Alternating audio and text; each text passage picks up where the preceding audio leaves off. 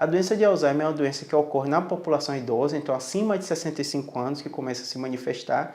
E essa inversão da pirâmide, né? Menos gente jovem, né? Já que as mulheres estão tendo filho, a medicina evoluiu muito, então as pessoas estão vivendo mais.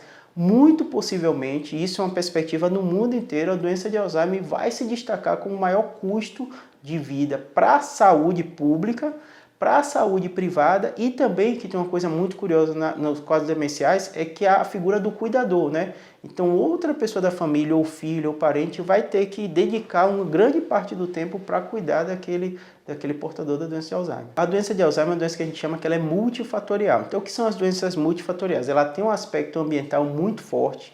Então, os fatores de risco para a doença cardiovascular, né, o infarto ou as outras, também levam ou pode predispor de forma precoce a doença de Alzheimer.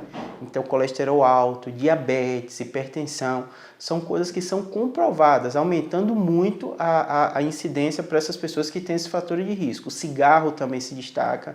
E além disso tem o fator genético. O fator genético é curioso, porque quando a gente fala genética a gente acha que é um gene. Não, são múltiplos genes que já estão comprovados que podem predispor a pessoa a ter doença de Alzheimer. Então quando a gente fala de fator ambiental, fazendo a prevenção, pode sim atrasar o paciente a manifestação da doença de Alzheimer. Não que vai fazer ele não ter, mas pode atrasar, já está comprovado isso, em anos ou até década, o início da doença. Ela ocorre das duas formas. O que acontece que confunde um pouquinho a gente é porque a população feminina ela vive mais, né? Se a gente for comparar, chega a mais de 5 a 8 anos, né? Aqui no Brasil. Nos outros locais do mundo se repete. Então, obviamente, tem mais. Mulher idosa acontece numa frequência maior da mulher idosa. Essa é uma das perguntas mais comuns que todo mundo quer saber, né? Primeiro, se você tem um parente que tem doença de Alzheimer, você quer saber se você tem ou não. Então, o que acontece? A doença de Alzheimer é um diagnóstico clínico. Então não existe um exame que você faça e diga tem doença de Alzheimer ou vai ter doença de Alzheimer. Mas, de um modo geral, a gente costuma dizer que ela tem as fases, né? Tem uma fase de pródromo, que geralmente é a memória característica mais forte que a pessoa apresenta de sintoma.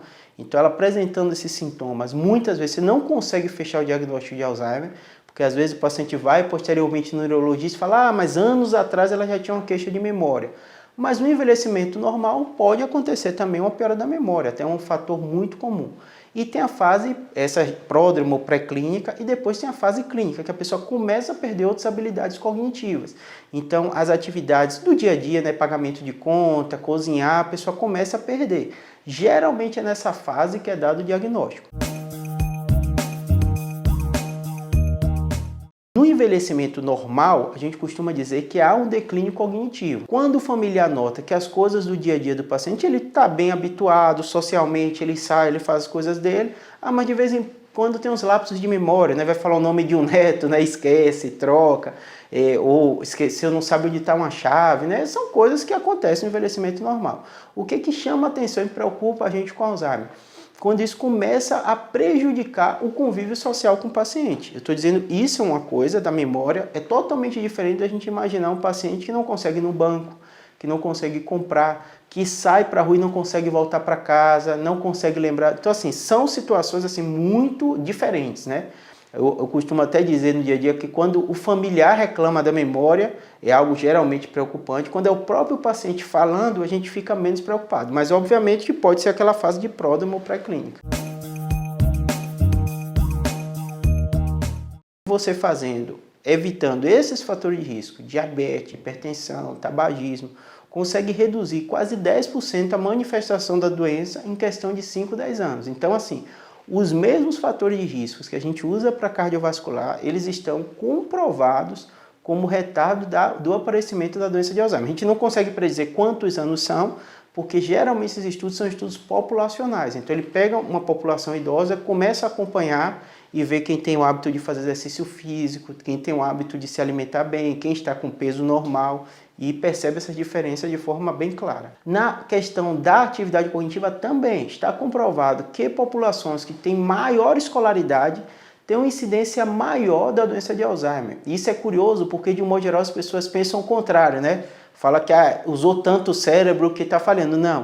O que acontece é que muitas vezes confunde o fator de, às vezes, população que tem maior escolaridade, ter maior assistência à saúde, então elas vão viver mais, vão ter mais idade, então, às vezes, de forma absoluta, você vê uma incidência maior, mas sim porque viveram mais. Mas pessoas que estudaram, que têm atividade cerebral, elas, sem dúvida nenhuma, isso já está comprovado, tem menor incidência, ou tem um retardo do aparecimento.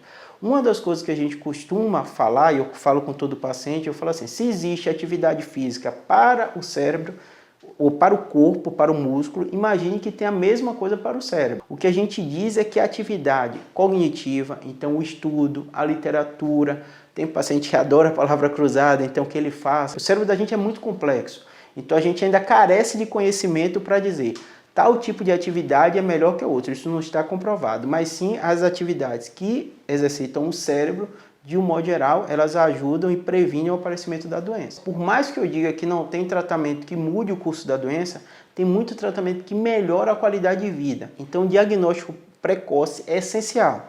Se você tem um diagnóstico, você tem um tratamento farmacológico, que aí envolve acetilcolina e glutamato, são substâncias no cérebro que vão ajudar a pessoa a ter menos os sintomas da doença, então isso também já está comprovado.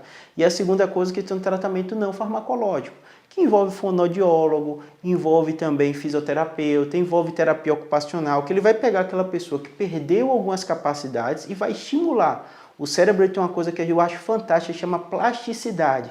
Por mais que o neurônio morra, que uma área morra, tem outras áreas que podem cumprir essa atividade. Outra coisa importantíssima para o familiar, não significa que um parente seu tem, que você vai ter doença de Alzheimer, siga a sua vida normal, não se preocupe com isso.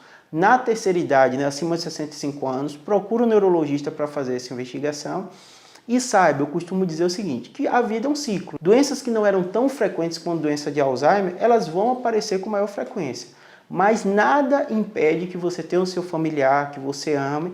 E inclusive tem histórias fantásticas de pessoas que conviveram com pessoas com Alzheimer, com amor, com carinho. A pessoa não deixa de ser ela.